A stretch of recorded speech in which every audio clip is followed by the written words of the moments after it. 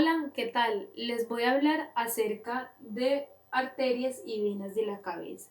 Las arterias y venas de la cabeza permiten el flujo sanguíneo por las diferentes estructuras de nuestro organismo y lleva sangre oxigenada. Bueno, primeramente tenemos la arteria aorta. Esta permite el transporte de la sangre a todos los tejidos del organismo. Las carótidas común, izquierda y derecha, irrigan la cabeza y el cuello. Bueno, esta es la arteria aorta. Bueno, de ella se generan otras arterias. Tenemos la arteria coronaria derecha e izquierda. Tenemos la arteria subclavia a la derecha y la izquierda. Y tenemos la arteria carótida común derecha e izquierda. Estas son las dos que irrigan la cabeza y el cuello. Estas dos forman una bifurcación por la división que hacen y se llama seno carotidio. El tronquio bronquioencefálico forma dos ramos terminales que son estas dos arterias. Ahora les voy a hablar de la carótida externa. Bueno, la carótida externa tiene unos ramos colaterales y los ramos terminales. En estos ramos colaterales encontramos la arteria tiroidea superior, la arteria lingual, la arteria occipital, la arteria faríngea posterior y la arteria faríngea. Bueno. En los ramos terminales podemos encontrar la arteria temporal y la arteria maxilar. Bueno, en esta imagen podemos ver que no solo está la carótida externa, sino que también está la interna y la carótida y la arteria carótida común. Bueno, de la carótida común, digamos que es esta como se ve acá, la carótida común. De ella se forman dos más hacia arriba, en esta parte cuando ya llega, que una sería la carótida externa y la otra de forma interna. De forma externa y de forma interna. Les voy a hablar ahora de la arteria tiroidea superior. Bueno, la arteria tiroidea superior permite el transporte de sangre a los músculos auriculares. Se encuentra muy cerca de la tráquea y tiene una relación con la tiroides. En los ramos colaterales podemos encontrar la arteria esternomastoidea y la arteria laríngea superior. Y en estos ramos terminales podemos encontrar la rama interna, externa y posterior. Bueno, irrigan la laringe, la faringe, los músculos delioides y la glándula tiroides. Bueno, ahora les voy a hablar de la arteria lingual. Bueno, la arteria lingual hace un movimiento parabólico que a veces nos hace pasar muchas vergüenzas. Yo creo que en algún momento a todos nos ha pasado. Debido a ese movimiento parabólico que tiene, ejemplo, cuando estamos hablando con otra persona y sale una pequeña gota de saliva de nuestra boca y les cae en la cara. Eso es debido a ese movimiento que tiene. Bueno, la arteria lingual, acá vemos que cuando entra se desvía el ramo, la arteria lingual. Bueno, en esta parte de acá de la lengua sería el vientre, se llama el vientre de la lengua. Esta arteria también irriga la lengua y las amígdalas. En los ramos colaterales tenemos la rama suprayoidea y la arteria dorsal de la lengua. Y en los ramos terminales tenemos la arteria sublingual. Esta arteria está de forma profunda, que es la arteria de la lengua. En esta se encuentra en el arco ranino, y en el arco ranino se encuentra la epiglotis, que la epiglotis se cierra a la hora de nosotros comer. Ella de una actúa y se cierra para que no puedan entrar partículas. Bueno, ahora les voy a hablar de la arteria facial. Bueno, la arteria facial solamente tiene ramos terminales. Yo creo que acá en la imagen podemos ver. Bueno, esta arteria facial solamente irriga hasta la parte media de nuestros ojos, que es la parte orbicular de los ojos. En estos ramos encontramos la arteria palatina, la rama tonsiliar, la arteria submentoniana, la rama glandular, la arteria labial inferior y superior. También encontramos la arteria angular, que se encuentra en el hueso de la nariz y el cartílago. Y las ramas nasales. Bueno, esta arteria irriga la cara, amígdala, paladar y glándula submandibular. Y los músculos de la mímica, como ya los conocemos, como el orbicular del labio, elevador del labio superior. Bueno, esos que tenemos ahí que en la cara, que ya no lo sabemos. Les voy a hablar ahora de la arteria occipital. Bueno, la arteria occipital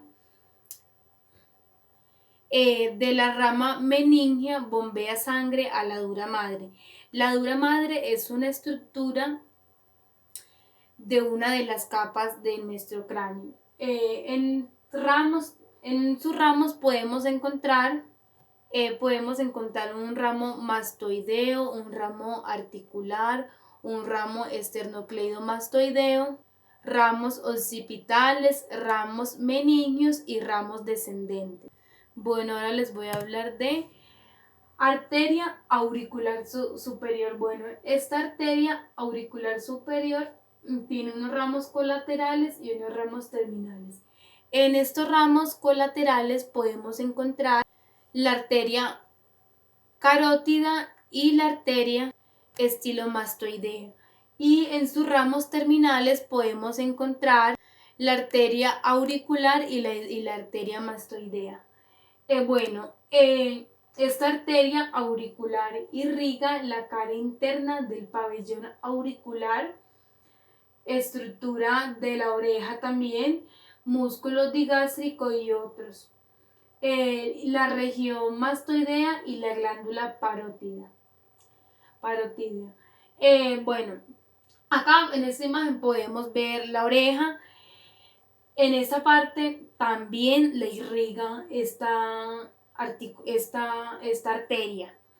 Bueno, ahí podemos ver todas las estructuras de la oreja y con su nombre respectivo. Esta de acá abajo, esta parte se llama lodo. Esta parte de aquí de la oreja, esta acá, se llama antitrago. Esta de aquí se llama trago. Esta parte de acá se llama meato auditivo, concha, cauda elis, helices elis, fosa navicular, cruz elis y antielis. Esas son todas las estructuras pues que tenemos en nuestra oreja. La oreja también permite la captación de sonidos. Bueno, en esta parte del hélice no es que transporte no es que irrigue mucha sangre. Por eso es que cuando muchas personas, está muy de moda que todo el mundo se quiera hacer una perforación. Esto pasa porque a las personas se le irrita y se les demora muchísimo tiempo en sanar, es debido a eso, que no tiene casi flujo sanguíneo esa parte. Ahora les voy a hablar de la arteria faríngea ascendente. Bueno, esta arteria tiene unas ramas faríngeas que irrigan la porción superior de la faringe, y las ramas paravertebrales quiere decir que están antes de las vértebras. O sea, quiere decir que irriga los músculos paravertebrales. También irriga la arteria meningea posterior, que está muy cerca de la médula espinal. Bueno, les voy a hablar de arteria temporal superficial. Bueno, esta arteria temporal superficial, acá podemos ver, es superficial porque está muy encima en esta parte. Por eso se llama temporal, porque pasa por el hueso temporal. Ahí podemos ver. Esta arteria permite mejorar los resultados de una reconstrucción regional del pabellón auricular cuando se hace una reconstrucción facial.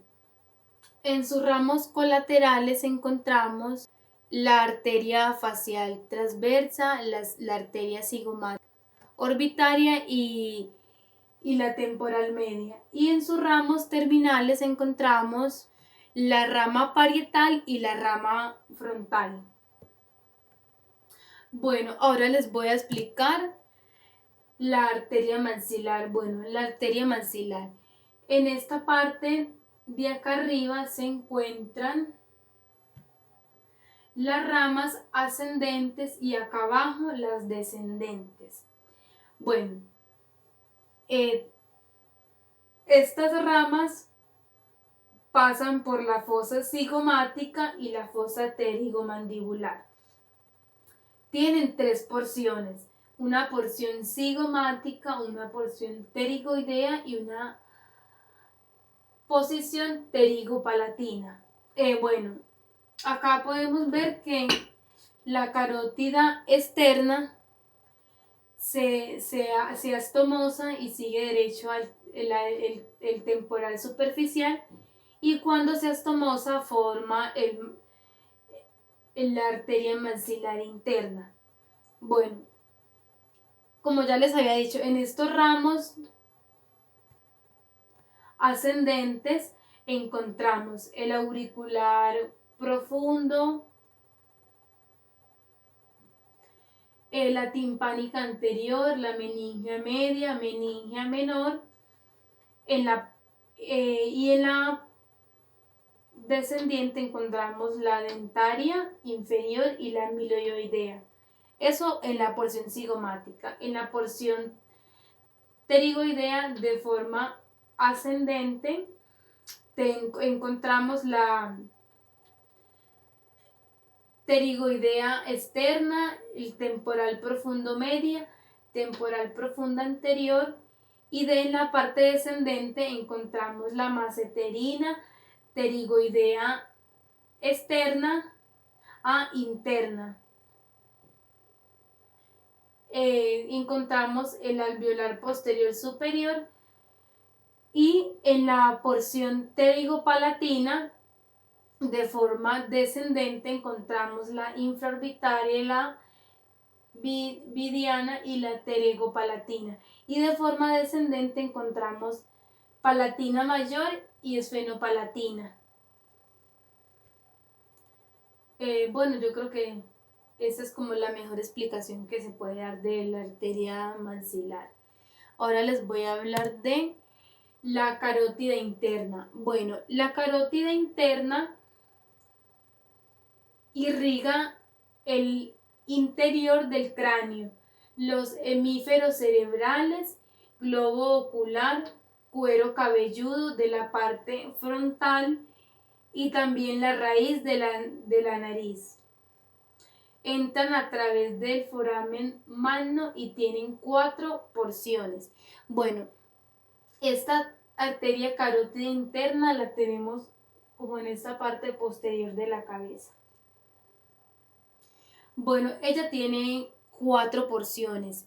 Una porción cervical y cavernosa, que tienen ramos cavernosos, hipoficiarios y meningios. Otra porción de esas 4 sería la porción petrosa. En esta se encuentran ramos caroticotimpánicas y pterigoideos. En sus ramos encontramos, qué pena, me faltó una porción. Por último, de esas 4 porciones tenemos la porción cerebral. En esta porción cerebral se encuentra la arteria oftálmica cerebral media, también la cerebral posterior comunicante y la coroidea. Bueno, ahora sí, los ramos. En los ramos encontramos la arteria cerebral anterior, la posterior y la media. También la arteria comunicante posterior y anterior, la coroidea anterior, la arteria oftálmica y la arteria hipoficiaria. La coroidea anterior es muchas veces responsable del glaucoma, ya que se llena de muchísima sangre las arterias oftálmicas por mucha presión arterial.